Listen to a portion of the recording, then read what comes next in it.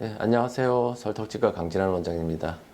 오늘 말씀드릴 내용은 겨울을 맞이해서 입시철인데 이제 예체능, 특히 이제 그 중에서도 음악이라든지 성악, 그다음에 이제 실용음악 이런 쪽에 관련된 전공을 하려는 학생들에 있어서 이제 양악 수술 후에 목소리라든지 음색의 변화 이런 것들이 어떤 건지 궁금해하는 경우가 많은데 그 부분 잠깐 살펴보도록 하겠습니다.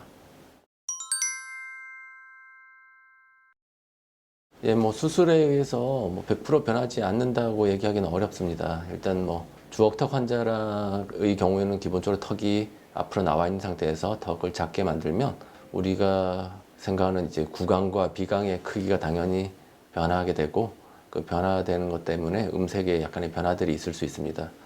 그리고 또 반대로 무턱인 경우는 이제 공간들이 넓어지면서 또 다른 변화들이 있을 수 있는데 변화된 것만큼 항상 이제 똑같이 변하는 것은 아니고 목의 자세라든지 그다음에 여러 가지가 같이 변하기 때문에 이제 실질적으로 이제 수술하고 나서 변화는 아주 크다고 할 수는 없습니다. 저도 이제 그쪽 환자들의 의견을 통해서 이제 들어보면 성악하는 사람들 입장에서는 주걱턱 수술을 한 후에 약간 이제 피치가 올라갔다 이렇게 표현을 합니다. 그래서 아무래도 기도 이런 구조, 그다음 구강, 그다음 비강 이런 것들의 이제 볼륨 변화, 부피 변화에 의해서 이제 음색에 약간의 변화가 있을 수도 있다라는 생각을 조금 하게 됩니다. 하지만 기본적으로 이제 노래하는 발성이라든지 이런 것에서의 변화는 거의 없는 것 같습니다. 그래서 이제 그 성악하는 친구 입장에서도 조금 더 좋은 소리 낼 수 있다, 이런 장점이 되는 얘기를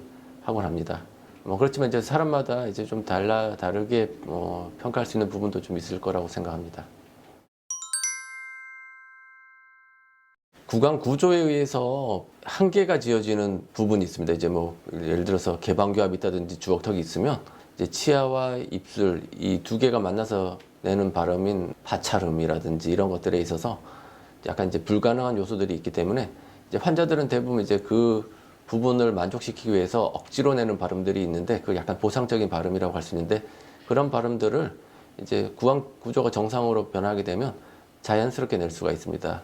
그렇기 때문에 이제 사실 이론적으로는 정상적인 모든 발음을 할 수가 있다는 장점이 있는데 그 발음이라는 것은 굉장히 일찍 어린 시절부터 어느 정도 이제 좀 결정되는 부분이 있기 때문에 사실 이 수술 후에도 어느 정도 노력이 되지 않으면 옛날처럼 습관적으로 하는 발음들이 그 이후에도 그냥 지속된다든지 개선되지 않는 경우가 있는데 사실 이제 수술하고 나서 일종의 재활 운동처럼 발음을 정확하게 하려는 연습이라든지 노력들이 반드시 필요한 부분입니다.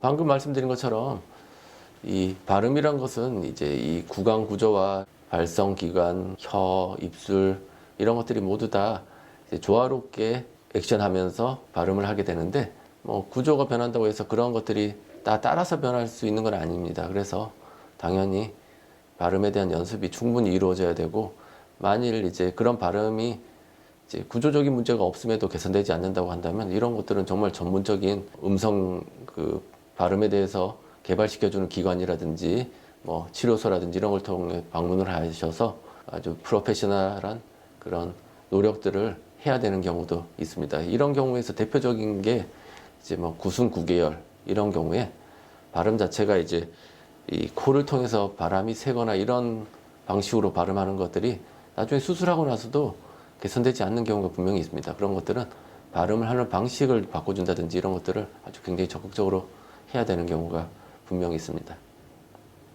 제가 이렇게 두서없이 말씀드렸는데 생각을 하시다가 궁금하신 점이 있거나 의문이 있으시면 이제 저희 댓글에다가 질문 달아주시면 제가 성심성의껏 답변 드리겠습니다. 워낙 이제 넓은 얘기를 잠깐 하다 보니까 상당히 궁금하신 점들이 많을 거예요. 질문해 주시면 잘 답변 드리겠습니다. 감사합니다. 좋아요, 구독, 알림 설정까지 감사합니다.